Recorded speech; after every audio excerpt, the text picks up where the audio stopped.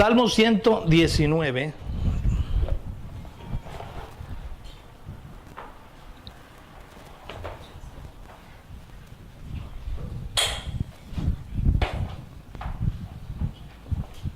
Lucy, consígueme una botellita de agua, por favor.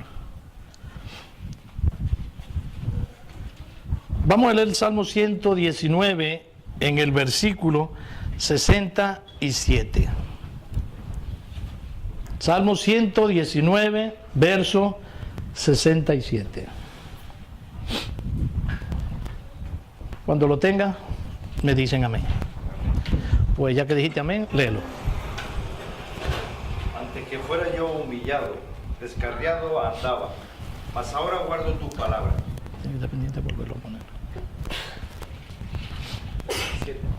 67, sí. Antes que yo, gracias. Antes que fuera yo humillado. Antes que fuera yo humillado. Nosotros debemos ser humillados. ¿Por quién? Por Dios. Dios nos humilla en momentos determinados porque nosotros necesitamos, obviamente, ser humillados. Y yo me voy a sentar porque me duelen las piernas. 119, verso 67. Bien. Me faltó hoy la mesita aquí. Yo voy a tener que poner la mesa de otra manera aquí. Aleluya. Menos mal que... Yo creo que aquí estoy bien. Aunque otras... Bueno, es igual. Bien. Esta palabra es una manera de llamar su atención. Vemos a muchos cristianos angustiados en las situaciones actuales. Quiero reflejar para quién es esta palabra en primer lugar y luego desarrollar el mensaje. ¿Es usted esta persona que necesita hoy ser reparado? ¿O está en perfecto estado con Dios y no necesita absolutamente nada? Yo por lo menos necesito ser reparado. Yo necesito ir al taller del maestro. Yo necesito entrar en ese taller espiritual que Dios siempre tiene para nosotros. Y ya lo iremos viendo en un momento. Antes que yo fuera humillado, descarriado andaba, dice. Mas ahora guardo tu palabra. Fíjate un detalle. Antes de yo ser humillado por Dios, o sea, cuando estaba descarriado, Dios no lo humillaba. Porque Dios humilla en el sentido, aquí entendamos qué significa humillación. Humillación no es castigo. Reprensión, corrección. Humillación es tener en este caso ese tiempo de venir delante de Él, postrarse delante de Él. ¿Y por qué decimos que lo hace Dios? Por una sencilla razón. Samuel, ponte para acá para yo no gritar. ¿Por qué por una sencilla razón? Si nosotros no tenemos nuestro corazón conectado con el corazón de Dios, lo que Él nos diga no nos va a humillar. Lo que Él nos diga no nos va a interesar. Párese allá afuera ahora mismo y dígale a la gente que canten Dios ha sido bueno para ver qué sienten. No sienten nada. No les interesa. Sin embargo, a nosotros, voy a hablar de mí. Hoy voy a hablar solo de mí. Sin embargo, a mí me ha partido el corazón en 1000 pedazos. Pero no por tristeza, sino porque Él es el alfarero y rompe ese corazón en 1000 pedazos para volverlo a formar, para hacer el corazón que Él quiere formar. ¿Me logran entender eso? La palabra de Dios está llena de promesa para los que creen, que necesitan ser restaurados. No es para eso, para otra cosa. Si tú crees que necesitas ser restaurado, las promesas que están en la Biblia son para ti. Sí, no. Porque si tú no crees que puede ser restaurado, las promesas en ti no tienen sentido ninguno. Porque ¿cómo tú vas a ser restaurado de algo que tú no crees? ¿Cómo crees tú que si tú no crees, vas a creer lo que no crees? Creo. Bien. Necesitamos ser restaurados, ser limpiados, ser humillados por Él. Es como llegar al taller a hacer mantenimiento. Aunque crean que estás malo, los demás. Tú cuando vienes al altar a recibir, fíjate, hay gente que tiene la muy grande y terrible equivocación de pensar que cuando alguien pasa al altar, por eso difícilmente tú verás que cuando hay un llamado al altar, vaya un pastor adelante. Porque que pase un pastor adelante a que se ore por él, normalmente en diferentes denominaciones, que sabemos nosotros, la mayoría de ellos, no pasa adelante el pastor para que se ore por él, porque la congregación se viene abajo. ¿Cómo estará el pastor? ¿Cómo estará el pastor que tuvo que ir al altar para que oren por él? No, las cosas no son así. El altar de Dios sirve para el que está lleno, lo llena más. La palabra de Dios dice que al que no tiene se le será quitado, pero al que tiene se le dará más. Incluso lo que se le quitó uno se le dio al otro. ¿Saben eso? Sí. Cuando usted está lleno de la presencia de Dios y viene al altar, va más lleno de la presencia de Dios todavía. Es como quien tiene, yo voy a ir de aquí a Santa Cruz, y de aquí a Santa Cruz necesito yo, pues, 1 litro de gasolina, 1,5 litros de gasolina. Pero yo tengo medio tanque de gasolina, ¿me da para llegar? ¿Qué quiere decir? Que si yo lleno el tanque, es porque tengo miedo de quedarme sin gasolina. No, sino que tengo de más, tengo para sobreabundar. Y se me derrama a veces la gasolina del pitorro por ir para abajo. Eso se llama sobreabundar. A veces nosotros no queremos estar llenos de la presencia de Dios. Disimulamos diciendo que sí, pero no queremos estar en la presencia de Dios. He escuchado tristemente muchas veces de personas que dicen, no, es que cuando yo ya me da unas ganas de llorar y lloro. ¿Y? ¿Qué más da? ¿Te da pena que te vean llorando porque eres feo cuando lloras? Si tú quieres ver si una persona es realmente bella, míralo llorando. Si es bello llorando, es bello de verdad, ¿verdad? Porque vaya cara fea pone uno cuando llora. Y como uno habla, ¿cómo canta llorando? Y no, pues, en fin. Primera de Pedro, capítulo 2. Ven que yo necesito continuamente estar en ese taller del maestro. Continuamente, porque yo pido perdón cada rato. Sobró Santa Cena, gracias a Dios. Aquí sobreabunda todo.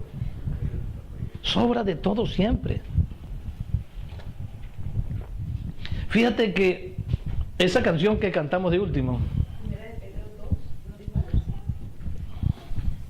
Dios ha sido bueno. Yo me siento hoy como si fuera uno de los días del estudio. Como así más íntimo, más... Sí, rompiendo esquemas. ¿Cantamos? ¿Qué canción cantamos? Dios ha sido bueno. ¿Alguien cree que Dios ha sido bueno con él? Yo de continuo. Ha sido bueno conmigo en todas las cosas.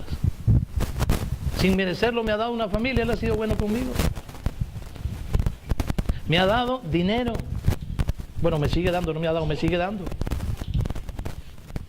Dios sigue bendiciéndonos día tras día porque Dios es bueno. Diga conmigo, Dios es bueno. Pero dígalo como si se lo creyera. Dios es bueno. Dios es bueno. ¿Por qué no lo dice duro?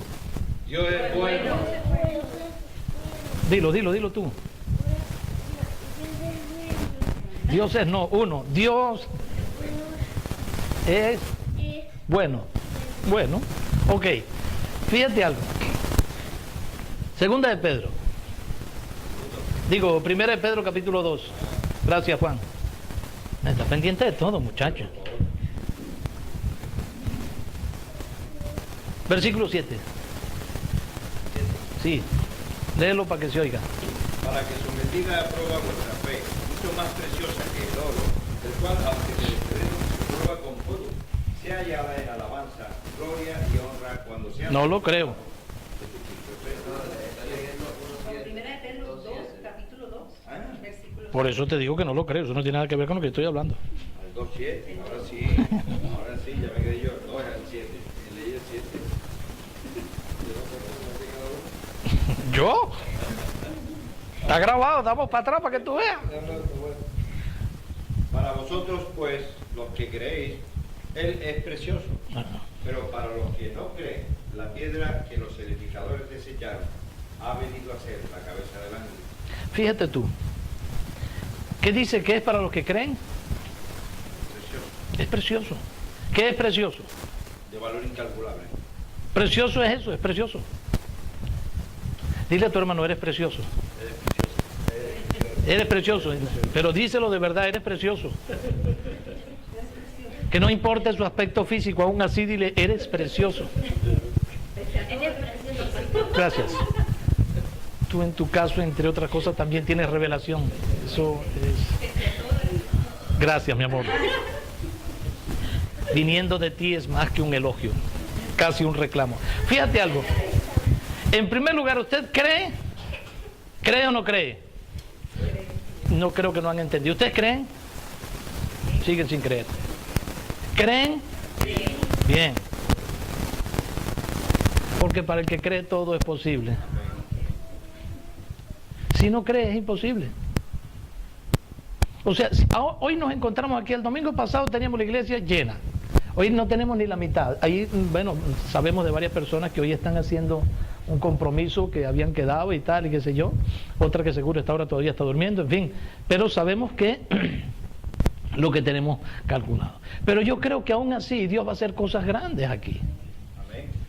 Entonces, ¿por qué no se puede hacer ahora mismo en la tarde? A pesar de que mucha gente le gustó y quisieron y todo estuvo muy rico. Porque la idea no es llenar por llenar, la idea es que empecemos con una base. Porque si tú no crees, ¿qué dice al final? 7. Sí, del 7, el final del 7. Que los edificadores desecharon. Ay, fijo. La cabeza del ángulo. Fíjate. Lo que mucha gente desechó. O sea, perdón, pastor. Lo que mucha gente desechó. Eso es lo que pasó a ser cabeza de ángulo. Y voy a explicar qué significa cabeza de ángulo. Dime. No, eso la cabeza es que los hebreos, como pueblo de Dios, tenían que haber extendido su palabra y al rechazar a Jesucristo, conociéndolo de antemano por las profecías, es que pasó a ser valorado por los que no eran el pueblo delante de Dios. Correcto, correcto, es así. Es justamente eso. Es justamente eso. Pero lo voy a decir de una forma para que lo entiendan. ¿Por qué Cristo hace esta... lo diré, ¿cómo se llama esa palabra? Definición. No, cuando no es una parábola, es una similitud, no, una comparación, gracias. ¿Por qué Cristo hace esta comparación en ese momento? Porque cuando Él está hablando con esa persona, sabe que en ese grupo había gente que estuvieron cuando se estaban haciendo, o tienen conocimiento de cuando se estaba haciendo el templo, etcétera, etcétera. Frente del templo está el torrente de Cedrón. Y en aquel momento se guiaban, no como hoy en día, la tecnología que tienen con la trigonometría o estas maquinitas y todo este tipo de cosas, ¿no? En aquel tiempo se paraban frente al Monte de los Olivos, donde estaba la explanada, y ahí ponían con una gotita de agua el nivel que se había inventado, y viéndolo sobre ese lugar, hacían todas las cosas. Por una circunstancia, la que fuera, ellos tuvieron que jalar una piedra que pesa en torno a unos 7.000-8.500 kilos, una cosa así, pesa una burrada, o 28.500 kilos, tengo que buscar otra vez los libros, no recuerdo. Y esa es la piedra, porque donde empiezan toda construcción, es lo que se llama, nosotros conocemos como una escuadra. Tú no puedes empezar una construcción a las patadas, tienes que empezarlo con una escuadra donde marca que esto viene derecho para acá y sigue derecho para allá. Y a partir de ahí tú haces acotamientos o medidas. ¿Me logran entender eso? Claro, si no, ya empieza mal el asunto. ¿Qué sucede? Esta gente habían subido aquella piedra hacia aquel lugar del templo, hacia el pináculo, o sea, el pináculo no, hacia el principio del terreno, vaya. Cuando ponen la piedra, resulta que se dan cuenta que esa piedra no funcionaba, no quedaba bien, y la tiraron. Hicieron un esfuerzo y la tiraron al torrente de Cedrón. ¿Qué sucede? Cuando ellos empiezan a poner las otras piedras y empiezan a colocar y empiezan a acomodar las piedras, se dan cuenta de que no encajaba bien la esquina y que había un problema en ese lugar. Y empezaron a buscar, y cuando sacan sus medidas, se dan cuenta que la piedra que necesitaban estaba en el fondo del torrente de Cedrón. Tuvieron que jalar aquella piedra hacia arriba, desmontar todo lo que ya estaba desmontado, poner aquella piedra, y eso fue lo que empezó a marcó la diferencia para que la construcción fuera derecha. ¿Qué quiero decir con esto? ¿O qué quiere decir Cristo? Eso no lo escribí yo, lo escribió Él.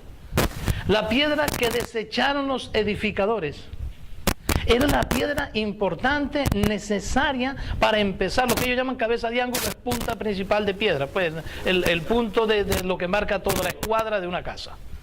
Entonces, esa piedra que él logró desechar, esa piedra que ellos lograron tirar, la tuvieron que ir a buscar. Si eso nosotros lo llevamos a nuestra vida, al plano espiritual, ¿con qué lo podemos entender? ¿Sabe la cantidad de gente allá afuera que rechazan cuando usted le habla de Cristo? ¿Sabe cuántas veces ustedes y yo rechazamos cuando nos hablaran de Cristo? Hasta el momento que nos dimos cuenta que tuvimos que ir a buscar aquella piedra allá abajo. Y que cuando esa piedra la trajimos a nuestra vida, empezó a ser una construcción completamente diferente a nivel espiritual y donde marca una diferencia en este tipo de templo. ¿Se dan cuenta lo profundo de eso? ¿Y eso por qué sucede? Porque ustedes y yo creímos. Porque la piedra que desecharon no sirve para las otras personas. Porque no creen de que eso sea así. ¿Me logran entender? Versículos 9 y 10. Para hoy. Vosotros sois linaje escogido, real sacerdocio, nación santa, pueblo adquirido por Dios, para que conocéis las virtudes de aquel que os llamó de las tinieblas a su luz admirable. Vosotros que en otro tiempo no sois pueblo, pero que ahora sois pueblo de Dios, que en otro tiempo no habéis alcanzado misericordia, pero ahora habéis alcanzado misericordia. En otro tiempo ustedes no eran pueblo de Dios. En otro tiempo ustedes eran, ustedes y nosotros, o sea, ustedes y yo que digo, ustedes eran hechura de Dios, eran criatura de Dios. Pero ahora ustedes y yo, en conjunto, somos pueblo de Dios. ¿Por qué? Me gustaría de vez en cuando escuchar un amén, aunque sea por error. Bien. Si nosotros somos hijos de Dios, según el primer capítulo del libro de Juan, si nosotros somos hechura de Dios y pasamos a ser hijos de Dios, ahí empezamos a ser pueblo suyo, ¿sí o no? ¿Sí o no? Entonces, en este momento se nos está aclarando algo y se nos dice, ustedes antes no eran pueblo, por este tipo de cosas no eran para ustedes, pero ahora que ustedes son pueblo, ustedes necesitan restaurarse cada día, reciclarse cada día. Esa piedra que cada mañana tú botas sin darte cuenta, tienes que irla a buscar otra vez a aquel barranco y volverla a poner en tu vida.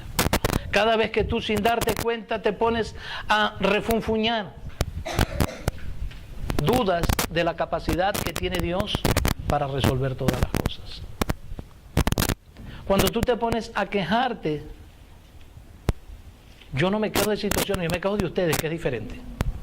Ustedes provocan una situación para que yo me queje. Yo la situación a mí no me preocupa. A mí me preocupan ustedes dos que son muy desordenados.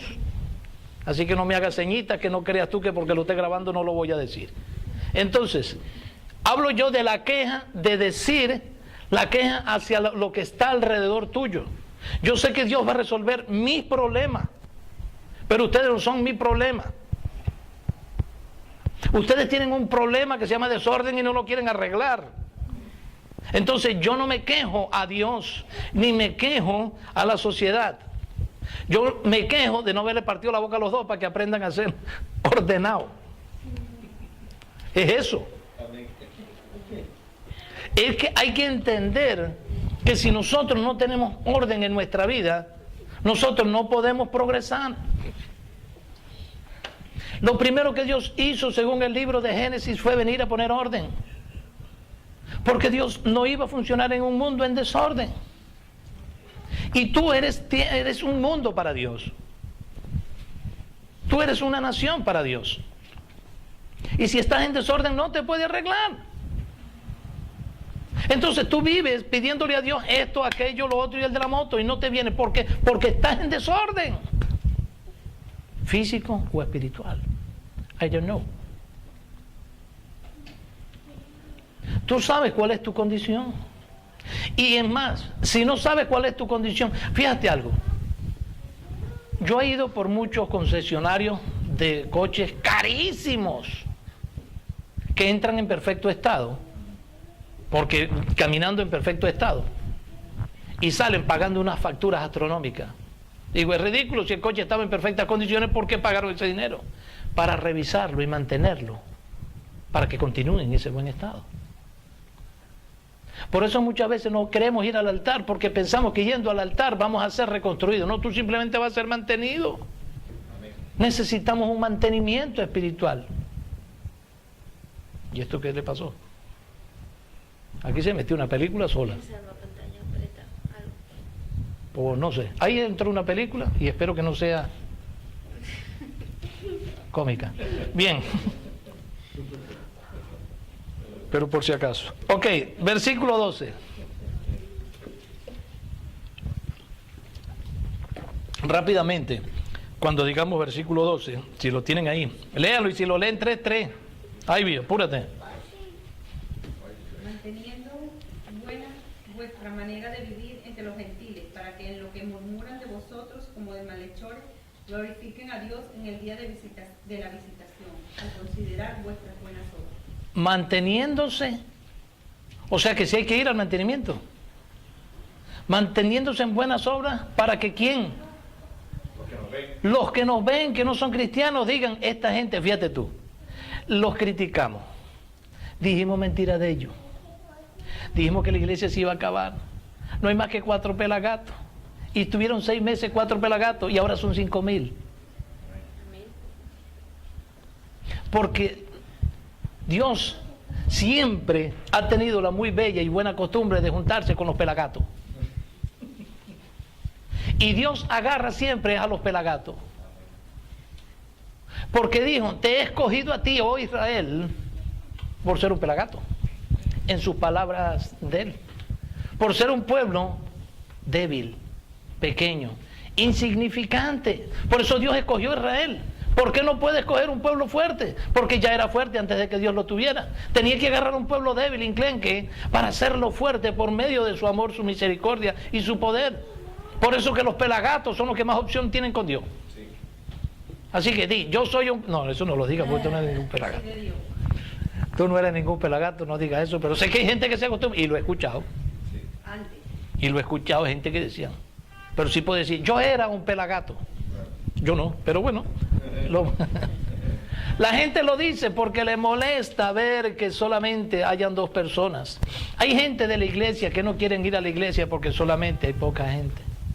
Y lo primero que dicen, ay, yo me voy porque aquí no hay juventud. ¿Y por qué tú no haces que venga la juventud? Es que aquí no hay alabanza. ¿Y tú qué estás haciendo para traer la alabanza? Es que no me gusta el pastor. ¿Dónde están tus estudios de instituto bíblico para nombrarte pastor a ti? Seamos muy buenos criticando, porque no nos asomamos en el taller y no nos damos cuenta que tenemos un defecto. Estos coches de los que yo les hablaba entran en perfectas condiciones, porque se siente la conducción muy bien, muy rico, muy chévere. Pero en lo que entra al taller y lo meten en la máquina y dicen, tienes una rótula dañada, y si no la cambiamos ahora, dentro de 15 días, se te podía haber soltado y te podía haber matado. ¿Cómo están tus rótulas espirituales? Tú no lo sabes. Si me dices ahora mismo que lo sabes a la perfección, eres una mentirosa o un mentiroso. Porque necesitas una máquina especial, una máquina que logra ver más adentro de lo que tú no logras ver, una máquina que se llama Espíritu Santo, que sí sabe realmente cuál es tu corazón y cómo está tu condición. Es así de sencillo. El Espíritu Santo sí sabe cómo tú estás, y tú puedes llegar aquí al altar, incluso yo como pastor, incluso tú como alabanza y cualquier otro, subirse al altar y creer que está en perfectas condiciones hasta que llegue el momento que entra la máquina. Y cuando entra a esa máquina que se llama autodiagnóstico y te enchufa los cables al Espíritu Santo y empieza a salir, entonces eres humillado y dices, qué barbaridad. Y así andaba yo en la calle, con las rótulas dañadas, con una fuga de... No, si decimos aquí una fuga de aceite, eso, pero sí con una fuga de líquido de freno. Porque no vayan a decir, bueno, el pastor me dijo que está perdiendo aceite. No, eso es peligroso eso. No vas a saber tú si tienes algún problema, lo sabe el Espíritu Santo mejor que tú, porque Él es el que pesa los corazones. Y te conoce mejor que tú. El problema está ¿Queremos nosotros ser revisados por Dios? Hay un dicho de mucha gente que he escuchado aquí, gente anciana, que me da muchísima risa, por cierto. Dice, no, yo no voy al médico porque cada vez que voy me consiguen algo. Es que eso es estúpido. Qué bueno que te consigan algo y te lo logren frenar a tiempo. Claro, si tú empiezas a ir, mira, ¿para qué son los chequeos médicos? ¿Para qué son los chequeos médicos? Que se hacen o se deberían hacer una vez al año. Para ver cómo estás tú y si tienes un pequeño fallo, corregirlo. No vas a esperar que tú te has hecho un asco que ya no te puedes levantar para llevarte al médico en ambulancia. Y te van a decir, si hubieras venido hace 6 meses, ¿cuándo fue el último chequeo médico que te hiciste? ¿En la maternidad? Porque no voy al médico, que tengo miedo que me consigan algo. El problema del cristiano es que a veces no va al autodiagnóstico porque tiene miedo a lo que consigan. Y cuando hay una predicación que habla de exhortación, cierro los oídos, me hago el bobo y me aburro. Ay, a ver si acaba ya el pastor, que esto me tiene aburrido. Porque le está pellizcando el corazón. Porque te está poniendo en la pantalla claramente dónde están tus problemas. Gracias. Versículo 15. Y entendamos claro eso. Para hoy. Porque esta es la voluntad de Dios, que haciendo bien hagáis callar la ignorancia de los hombres insensatos. Ay, Padre. Ay, Padre. Vuélvelo a leer, que me gustó. Porque esta es la voluntad de Dios, que haciendo bien hagáis callar la ignorancia de los hombres. ¿Cómo callas tú un ignorante? Haciendo las cosas buenas. Haciendo lo que Dios dice que tienes que hacer. Esa es la voluntad de Dios. Que tú hagas las cosas como Él quiere que se haga, no como tú quieres que se haga. Versículo 18. Muchachos, ¿por qué les cuesta tanto? Criados, es que estamos esperando que otro lo diga, pero criados, estad sujetos con todo respeto a vuestros amos, no solamente a los buenos y afables, sino también a los difíciles de soportar. Fíjate un detalle. Hoy en día, como cosa rara, se oyen muchísimas quejas por todos lados de cómo está la situación económica. No hay trabajo. No hay esto, no hay aquello. Está difícil la cosa. Lo escuchamos quejando a muchísima gente. ¿Saben que yo he escuchado en estos días gente quejarse de decir, llevo 1 año sin trabajo, o llevo 2 años sin trabajo, o llevo esto? Y esa misma gente la escuché yo tiempo atrás, maldito viejo, ojalá se muera. A esa persona. A ver si se muere ya este perro maldito y me deja quieto y yo no voy a trabajar. Así, palabras textuales. El perro maldito no se murió, el perro maldito sigue siendo rico. O sigue teniendo su empresa y tú estás en el paro. Pero no nos hemos parado a pensar el por qué. ¿Cuántos, dígame de verdad, cuántos conocen que oigan decir, ojalá mi jefe se haga rico y gane más dinero porque mientras mejor esté él, yo sé que yo por lo mínimo mi sueldo lo tengo asegurado? Y yo. Me alegraba que venía al trabajo porque sabía que seguía trabajando. Pero es que parece que nos molesta muchísimo que nuestro jefe gane plata. Cuando el último jefe que yo tuve, vamos a decirlo así, porque después de él tuve otro, pero muy poco tiempo. Yo le dije a él y le daba trucos, le daba estrategias de cómo podía ganar más dinero con el mismo trabajo que yo hacía. Y él me decía que tú vas buscando una comisión. Y yo digo, no, yo lo que quiero es que tú mantengas esa ganancia de dinero y que tú ganes mucha plata. Y dice, pero tú quieres comisión. No, yo no quiero comisión, yo quiero mi sueldo asegurado. Y entonces me dice, vaya, yo pensé que me ibas a pedir una comisión. Digo, no, yo lo que quiero es que tú tengas trabajo. Mientras tú ganes billete y tú seas millonario, nunca me vas a venir a mí a decirme en la cara que no tienes dinero para pagarme, porque entonces eres un falso y ahí sí vamos a tener problemas.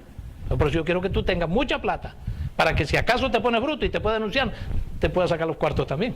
Y se reía. Pero era con esa intención. Quiero que mi jefe esté bendecido. Pero hace un tiempo atrás, cuando había bonanza, los lunes en la mañana hay padre, tú no escuchabas sino queja. Yo llegué a tener 10 obras al mismo tiempo. ¿Y saben lo que eso significaba? Eran problemas y problemas. Yo no escuchaba sino quejas. No escuchaba uno que dijera, uno siquiera que dijera, ojalá te vaya perfecto y que te quede en este trabajo, te queden libre para ti 5.000 euros. ¿Sabe qué es lo que decía? Si yo logro atrasar esto, por lo menos tengo una semana más de trabajo. Le importaba era su sueldo nada más. Y yo le decía, si terminamos rápido, vamos a agarrar otro trabajo rápido. A mí me vino un encargado muy bueno, buenísimo encargado que yo tuve, muy bueno, uno de los mejores del mundo. Tú lo que tienes que hacer es, empiezas una obra, la terminas completa y ya después empezamos. Y digo, no, yo tengo otra idea mejor. Hacemos solo una obra, la hacemos durante 3 días a la semana con calma. Cuando terminamos nos metemos 15 días de vacaciones, pago por la empresa, eso sí. Y después empezamos a buscar otra obra. Y si a los 15 días la conseguimos, bien, pues ya tenemos 45 días libres de vacaciones. ¿Te parece bien así? Y se molestó conmigo. Digo, ¿cómo tú puedes decirme semejante estupidez? Yo tengo que tener varias obras abiertas para poder darle trabajo a más personas también. Yo voy a ganar dinero, para eso tengo una empresa, para ganar dinero. Si no es para ganar dinero, monto una ONG. Pero no es una ONG. Como la iglesia, por ejemplo. Que por lo menos antes, si ya a mí me daba la gana, me perdía el jueves y aparecía el martes. Y ahora ni perdiendo me pierdo, porque estando perdido me están llamando. ¡Pastor! Hay uno que me manda mensaje y me dice, pastor, ¿estás? Claro que estoy, no me estás llamando a mi teléfono. No, no eres tú, Mati. Entonces, donde esté, le da igual. Entonces, no tengo tiempo de desconectarme. Y no cobro. Y no cobro. ¿Qué es la gran diferencia? Antes los ignoraba en el buen sentido de la palabra y cobraba. Ahora no puedo ignorarlo y no cobro. Es la gran diferencia de entender cuáles son las ganancias que tú quieres. En aquel momento mi intención era ganar dinero. Y Dios no me importaba. Eso que quede claro. Me importó en los últimos 2 años que la tuve en la empresa, más o menos, sí. ¿Te importaba ganar dinero para también ponerle a Dios? Sí, sí, ok, claro, por supuesto. Producir, una empresa está para producir. No vamos a decir, no, esta empresa es para que él se... No me sea estúpido. Es una empresa para ganar plata. De esa plata tú vas a sacar tus diezmos para Dios, por supuesto que sí. Pero una empresa para ganar billete. Y la Biblia dice que tú tienes que ganar billete. En ningún lado dice que tú tienes que ser un miserable ni un pordiosero. No, no lo dice. Dice claramente porque la Biblia es para para quienes la leen. Y le dice que pobres tendrás dentro de ustedes. O entre ustedes. Dios tiene dentro de ti también un pobre pescado, un pobre cochinito, un pobre lechón. Son pobres que están dentro de ti. Yo hablo de los que están moviéndose entre nosotros.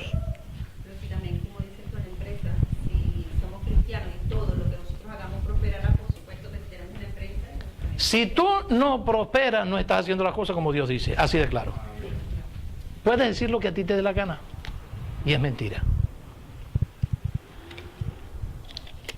E intentar tragar con calma porque esto se graba aquí. Y lo vi el otro día. Yo decía, ¿qué suena así? ¿Qué suena así? Me quedaba pensando. Y el otro día viendo un predicador que estaba hablando y entonces cuando no le bajó el volumen, digo, ay, ya sé dónde está el problema.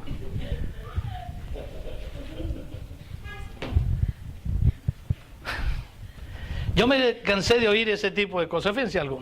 Desobedecimos la voz de Dios, no dimos ejemplo y las consecuencias del pecado se pagan. Dios perdona, pero por el pecado hay consecuencias. Muchas veces nosotros creemos que cuando Dios nos perdona, y mucha gente ignorante porque no entran al taller del maestro, porque no vienen a ser restaurados. ¿Tú sabes lo que dicen? Que Dios hizo las cosas nuevas. Cuando acepté a Cristo, las cosas viejas pasaron y aquí son todas hechas nuevas. Relájate, papá. Relájate, papá. Cambió las cosas viejas de tu actitud. Lo que te ha hecho nueva persona es porque eres una nueva persona pensante, una nueva persona creyente y una nueva persona con esperanzas. No es que si tú eras gordo aceptaste al Señor y vas a ser flaco, o viceversa. No es que antes era feo aceptarte al Señor y ahora vas a ser, no, vas a ser un feo bendecido. Pero eso no se te va a cambiar. O vas a ser doblemente guapo. Guapo por dentro y guapo por fuera.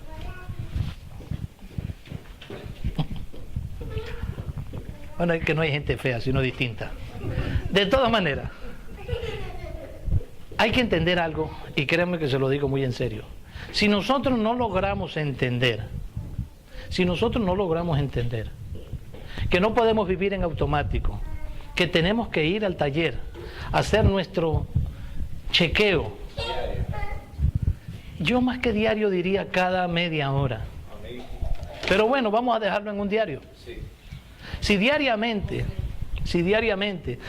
yo se los he dicho varias veces, intenten los que tengan tiempo, los que les gustan escribir. Ahí si eres tú, Mati. A la gente que les gusta escribir, hay gente, yo conozco gente que en la antigüedad se usaba mucho eso de escribir diario, que escribían un diario, escribían su día y sus cosas. Que Dios bendiga a las personas que lo hacen, pero me parece la mayor estupidez del mundo. Yo en la vida me pondría a escribir lo del día, salvo, que sé que lo de los diarios no es así, para yo escribir durante el día lo que hice, rectificar o mirar qué fue lo que hice malo, para el día siguiente no volverlo a hacer. Pero ese papel ya lo rompo, porque cada día tiene su propio mal. Entonces a mí el jueves no me tiene que preocupar lo que yo le embarré el martes. A mí el jueves me tiene que preocupar lo que yo no voy a embarrar el viernes, porque el pasado no va a mejorar mi presente. Mi presente sí va a cambiar mi futuro. Es así de sencillo. Hay un dicho que dice que agua pasada no mueve molino. Y es verdad. ¿Para qué vas a buscar tú el pasado? Dice Cristo que tus pecados los echó al fondo del mar. Pero ¿cuántos Jacques Cousteau hay dentro de la iglesia? El Titanic lo consiguieron con una maquinita de un cristiano, porque bajan hasta lo más profundo a buscar. Y lo peor del caso es que en ocasiones no buscan su profundidad, sino la del de al lado. Siento la presencia de Dios de una forma magnífica. Qué bueno, lograste vencer eso que te pasó cuando tenías 11 años. Y entonces eso te viene al recuerdo y llega a ti y se te desbarata por un rato.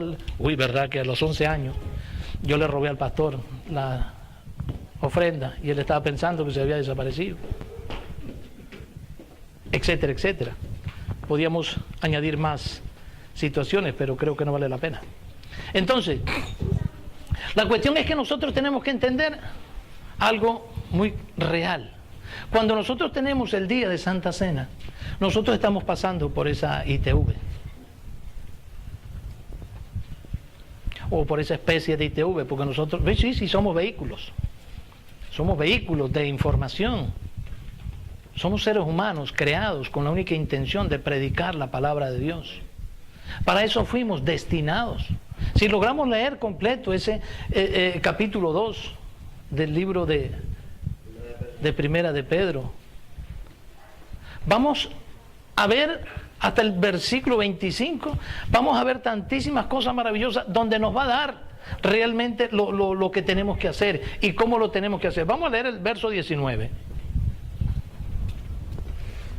Porque esto merece aprobación, si alguno, a causa de la conciencia delante de Dios, sufre molestias padeciendo injustamente. Es que date cuenta un detalle. Muchísimas veces creemos que algo está mal y preguntamos, ¿esto estará mal? ¿Cómo te sientes cuando lo estás haciendo? ¿Bien? Está claro que no está bien, ¿no? Entonces está claro que hay un problema ahí, que no puedes estar viendo que Primera de Pedro, capítulo 2, versículo 19, porque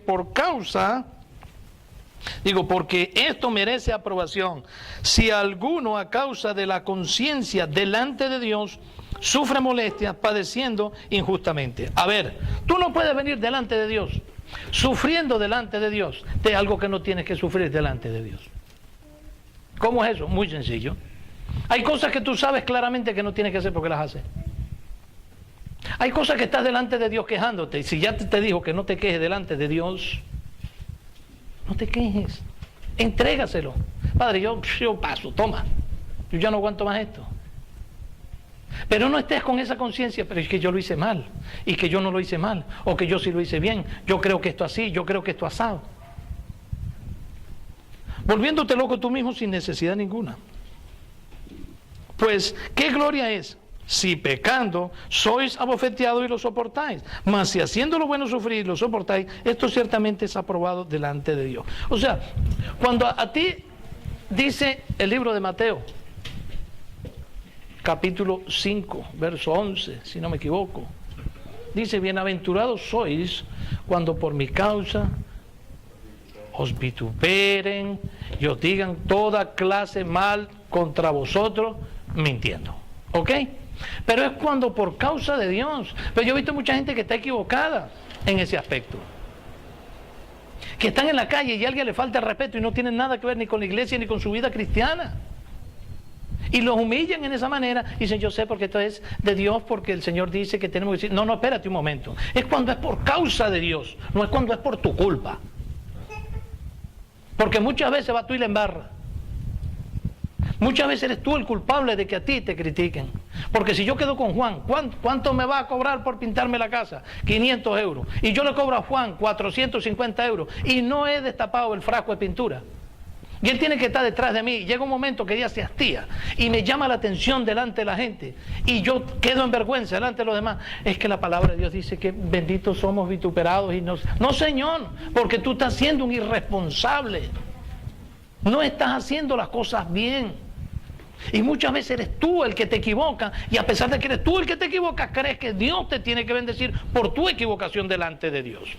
No, eso no tiene gracia ninguna.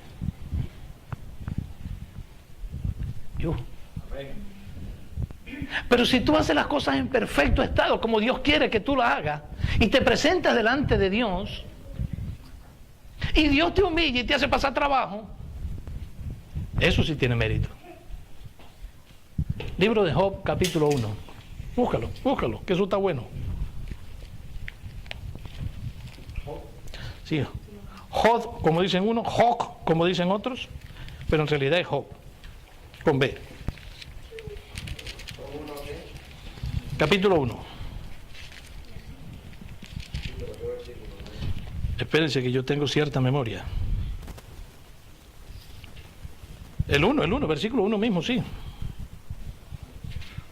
¿Qué dice? Job 1. Hubo en tierra de Uz un varón llamado Job, y este era hombre perfecto y recto, temeroso de Dios, apartado del mal. Ok, Job está antes de Salmo. Sí, el libro anterior al Salmo. 1. Chapter 1, verse 1. Dice la Biblia, hubo en tierra de Uz un llamón, que es parecido al varón, pero más grande. Un varón llamado Job. Y era este hombre perfecto y recto, temeroso de Dios y apartado del mal. O sea, otro libro. es un profeta. Sí. O sea, capítulo 6, verso 6. Fíjate algo, ¿no? Si era un hombre perfecto, si era un hombre en condiciones, como dice la Biblia, que hay que hacer, y él vivía conforme a la voluntad de Dios, ojo, si está siendo perfecto delante de Dios, ¿por qué Dios permitió que le viniera la sarna, que murieran sus hijos, que quedara arruinado y encima quedara la esposa? Porque si hubiera empezado por ahí, y no porque las mujeres o las esposas sean malas, la de él casi que sí, porque la de él fue una prueba. Le dije, maldice a tu Dios y muérete. Pero resulta que eso era un propósito de Dios también. Tu mujer que tanto te conoce, tu mujer la que ha estado contigo durante toda la vida, que te ha dado sus hijos preciosos, que sabe que tú eres un varón perfecto, ve que realmente las cosas que están pasando, para probar todavía un poco más su fe. ¡Ja!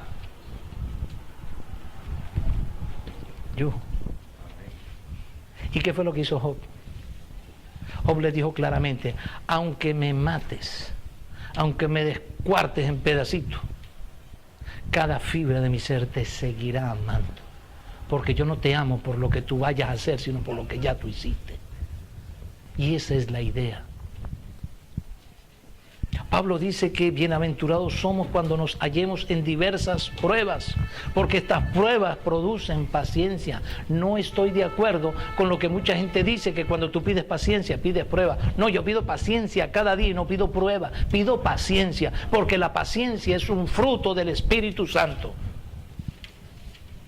Yo no estoy pidiendo prueba, la prueba viene sin pedirla. Y es la raíz de todo lo demás florece. La prueba viene sin pedirla. Nadie pide. ¿Cuántos aquí piden, Señor, quiero una prueba dura? No, creo que no haya nadie que la pida. ¿Por qué? Porque las pruebas vienen solas. Y cuando tú pides paciencia para superar la prueba que te va a venir. Y si a ti no te viene prueba, tú estás mal delante de Dios. Porque tú necesitas ser probado con fuego. Porque hay el carbón con mucho fuego se convierte en diamante. O el diamante, antes de ser diamante, era carbón. Y el fuego no se lo pusieron con un soplete, fue el fuego de la tierra el que lo convirtió en diamante. Entonces nosotros tenemos que ir delante de Dios a ese taller. Y ya cuando estamos restaurados, ya cuando salimos del taller, ahora vamos para la otra parte, la más buena. Salmo 119. Vamos a leer el versículo, ¿cuál? Uno cualquiera. 71, vamos a leer el 71, sí, versículo 71 del Salmo 119. Escupe, Juan. Bueno me es haber sido humillado, Upa. para que aprenda tus estatutos. Ay, Señor. Bueno me es haber sido humillado por ti. Claro, porque invocamos la palabra, invocamos lo que sabemos de Él y fortalecemos la fe a través del uso de la Ya aprendí tus estatutos. gloria de Dios. Ya sé que los tengo que poner en práctica. Menos mal que vine al culto. Menos mal que vine a ser humillado. Menos mal que el Espíritu Santo conectó sus cables a la pantalla del autodiagnóstico y me dijo, tienes tal problema, tienes tal circunstancia en tu vida que tienes que sanear, tienes un problema escondido que no hay forma que te lo saques, sácalo de una vez. Tienes que humillarte y presentarte delante de Dios. Tienes que venir al taller del maestro día tras día. Y en eso consiste, aunque no te haga falta. ¿Sabe cuál es el grave problema que tiene la iglesia? ¿Sabe por qué estas sillas están vacías? Todos están perfectos. ¿Sabe cuándo va a volver a ver estas sillas llenas? Cuando le vuelvan a dejar sin esto, sin aquello, sin el novio, sin esto. La verá aquí, otra vez. Otra vez la verá aquí. Cuando vuelvan a estar en un tiempo de depresión, otra vez estarán aquí. Cuando vuelvan a estar pasando, otra vez estarán aquí. Ahí vuelven al taller, porque vienen al taller solamente a ser reparados en vez de tener mantenimiento. Por eso las iglesias hoy en día les cuesta tanto llenarse. Porque no quieren el mantenimiento. No quieren el mantenimiento. Vamos a lo cómodo y a lo fácil. Cuando ya destrozado, voy a buscar de Dios. En vez de buscar de Dios continuamente. Yo tengo muchísimas cosas que hacer a partir de la semana que viene. Tengo una cantidad de trabajo enorme, a nivel, como cosa rara. Pero voy a suspender ciertas cosas en la actividad de la iglesia porque tengo que preparar ese local, como siempre solo, para preparar las cosas, el banco de alimentos, y prepararme un rincón de, ¿cómo se llama eso? De retiro. Porque en ese hueco allá arriba, donde se oye el aletear de un zancudo a 6 kilómetros, esa tranquilidad que hay ahí, solamente poniendo una música de adoración, 2 horitas que te metas, 1 horita que te metas ahí diaria, si el día fue malo, 3 veces por semana, o una vez por semana, te metes 2 horas, 3 horas, quedas completamente nuevo. ¿Por qué no en la iglesia? Porque saben, cuando oyen la música, que el pastor está en la iglesia, y lo primero que hacen es...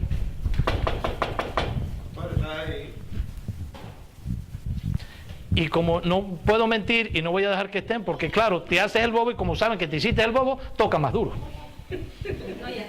Entonces, como toca más duro, tú le das más volumen y entonces empiezan a darle patadas a la puerta. Ya te ponen de tan mal humor que te cortan por completo. En cambio, allá arriba yo pongo el furgón, atravieso la puerta, tengo el portón de hierro y la otra puerta atrás. Se van a tener que partir los brazos, los codos y los muñones para lograr escucharlo yo. Pero voy a retirarme de todos y de todo para buscar a Dios, para tener mi tiempo de mantenimiento. Y yo se los presto el día que yo no vaya. Porque necesitamos buscar a Dios. Necesitamos ser restaurados por Él. Y cuando estamos bien, se lo digo por mí mismo. En los tiempos cuando me encontraba mejor, en mis mejores condiciones físicas, mis mejores condiciones espirituales, mis mejores condiciones económicas, empecé a buscar de Dios. Y me sentía inaguantable. Me sentía que era ya lo máximo, era algo precioso. Pero ¿sabe? Era cuando salía. Cuando entraba, yo no entraba así. Cuando entraba, yo entraba muy bien, me siento perfectamente bien. Pero cuando llevaba una hora llorando, derramando mi corazón delante de Dios, pidiéndole perdón por cosas que no había hecho, que iba a hacer en el futuro, salía nuevecito. Salía pero con una autoridad clara de decir, yo soy hijo de Dios. Yo puedo decir claramente que soy hijo de Dios. Y eso fue lo que a mí me llevó a hacerlo. Bien, Isaías, vamos a terminar. Isaías 43, 19. Vamos a buscar la forma de que los niños vayan a jugar atrás, porque me distrae terriblemente. 19. Claro. Si le das es peor. 43, 19.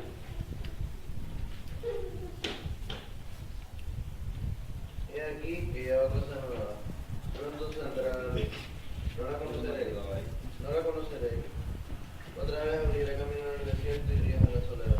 Otra vez abriré caminos en el desierto. Ves a ver, controla a la niña, por favor. Otra vez abriré camino donde no lo hay. Otra vez en el sequedal haré manantiales. Otra vez. Donde lo dice claramente el libro de Isaías. Isaías es un profeta completamente mesiánico. Donde dice, no importa cómo esté tu condición. Ve, Yareli, siéntate con tu mamá. No importa cómo esté tu condición.